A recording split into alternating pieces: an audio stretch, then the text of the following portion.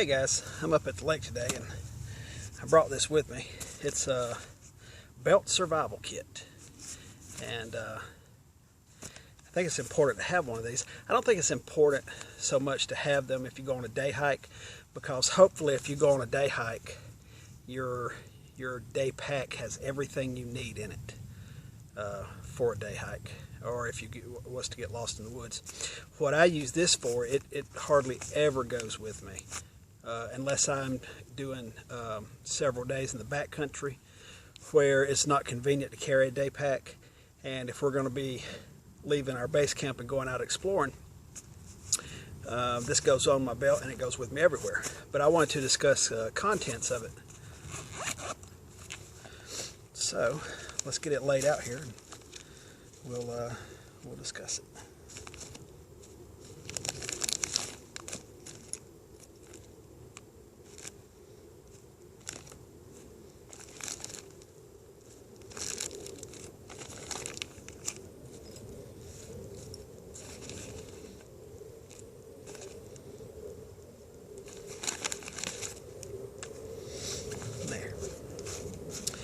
Now, when I put this together, I've always had some type of mini survival kit since I was, in my early 20s and read the SAS survival manual. I thought they were that and the pocket survival kit and the tin. I thought those were the coolest things in the world.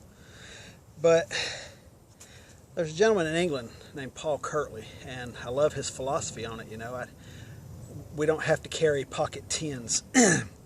We're not soldiers trying to hide things, and people aren't trying to take things away from us, so I don't have to hide things in my clothing.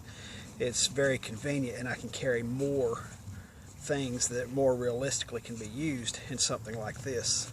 So thank you, Mr. Kirtley, for that advice. It was great.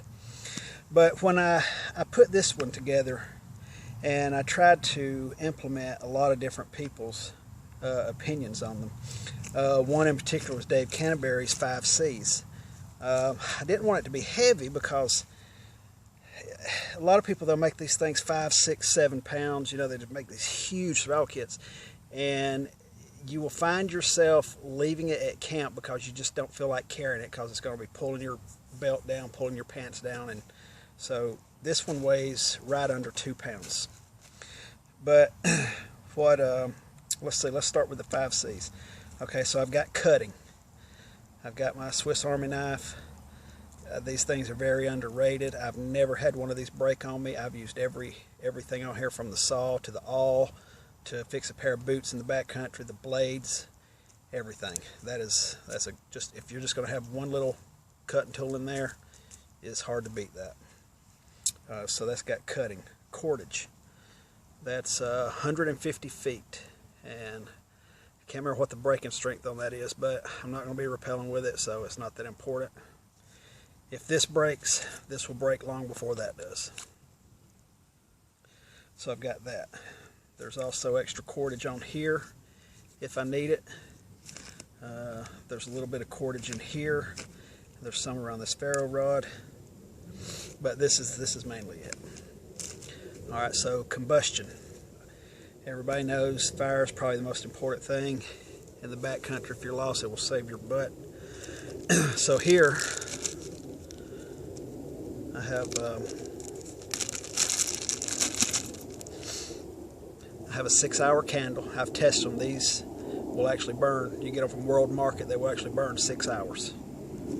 This is full of lifeboat matches, windproof, waterproof matches. I have it surrounded with bits of inner tube. Learned that from Ray Mears. They burn great and burn for a while. Makes it easier to get a fire started. You can also start a fire easier with this. Just burn this, get your stuff burning, and then slide this out from under it. Alright, also I've got a Bic lighter in here. I've got one Bic lighter. I've had it home wrapped in tin foil for years and years, and I'm sure it still works. I bought this one fairly recently to put in here. I wanted an orange one in case I dropped it. Also, I don't know if you've ever seen these. These are trick candles. You can't blow them out. They're popular here in the States. You light them, put them on your kid's birthday cake, and he can't blow it out. And they burn a while. And these are really good for getting fires going. ferrocerium rod. This one's okay. I can't remember who makes it. UCO, UTO, I can't remember exactly. It's okay. It's not the greatest one in the world. I'll probably be replacing it. There's another mini ferro rod here. I've just got it because I got some duct tape wrapped around it, some Gorilla Tape. So we've got combustion, cordage, cutting. Let's see, the next one, cover. I've got a sole double bivy blanket. It can also act as a shelter, and I'll explain more about coverage here in just a minute. Let's see, cover, and then a container. This is an aqua pouch. Folds open. You can wear it. I've got, I think, 12 water purification tabs in here. So there's my container. Makeshift, quick. You can carry it with you. Besides all that, I wanted to implement some of my own ideas other than just survival. What if I'm going to be out there for a while? So I added a fishing kit. I built this over a year ago. There's a picture of me on my Instagram page holding a fish that I caught with it. But I built it out of bamboo, and it's very strong Kevlar string. And there's all the hooks, sinkers, lures and stuff.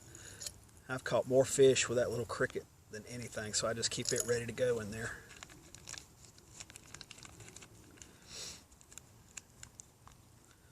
Alright, so we've got fishing. I've added some snare wire. Never really had much luck catching anything with snares, but you know, who knows. And this is a slingshot or catapult band. And it's ready to go. It's ready to tie on, so you just make you a slingshot, attach that to it, and you're ready to hunt. You can kill squirrels, rabbits, birds, all kinds of stuff with that. Let's see. Also, I wanted to something for signaling. So I got a small signaling mirror in here. I actually found that a couple of days ago. I was amazed at how light it is. And then I've got a Fox 40 classic whistle. That's the loudest thing I've ever heard in my life. It doesn't have a P, and it's very loud when it's wet. Let's see, what else? A button compass. And I know most button compasses are the worst things in the world, but this one sold by REI actually works. I've checked it with my Silva compass, and it is dead on. Like I said, I've got a little Gorilla Tape here. And in here I've got a Gerber flashlight that I've had for a while, and this thing is very bright, and it burns. Well, I had it on 8 hours with this one battery in it, and it's still the same battery. And then I made a lanyard, one of my lanyards, so you can put it on your wrist and tighten it up so you don't lose it. And then that's a head strap for it, so you can turn it into a headlamp. And then 3 extra lithium batteries. Now, with all this, that'll get you going. But I know a lot of people saying, well, what about a container, a metal container to boil water? When I leave base camp to go out exploring for the day, and I have this with me, there'll always be a first aid kit with me. And it's identical to this, except it's got a black cross on the front of it. In it, I've got a single blanket. I've got that because it's important to have blankets in case anybody is experiencing trauma. You need to get them covered up and out of the elements. So I keep it in there and keep it separate on purpose because I can use that, and I don't always need them together. But if I do, they'll always be this and the first aid kit on my belt together. And as far as a metal container goes, I carry a canteen cup with a lid that I can boil water in, and then I carry my knife. So usually those 3 things will always be with me. You know, the canteen, all the accessories for it, the survival kit, and the medical kit. But I think that's got all the bases covered. I can't think of anything else I could possibly need. But anyway, like I've said in my other videos, I love to learn, so if you guys got any suggestions, throw them at me. I would love to hear them. Anyway, thanks guys. Thanks for coming along, and I appreciate it, and I will see you in the next video. Take care.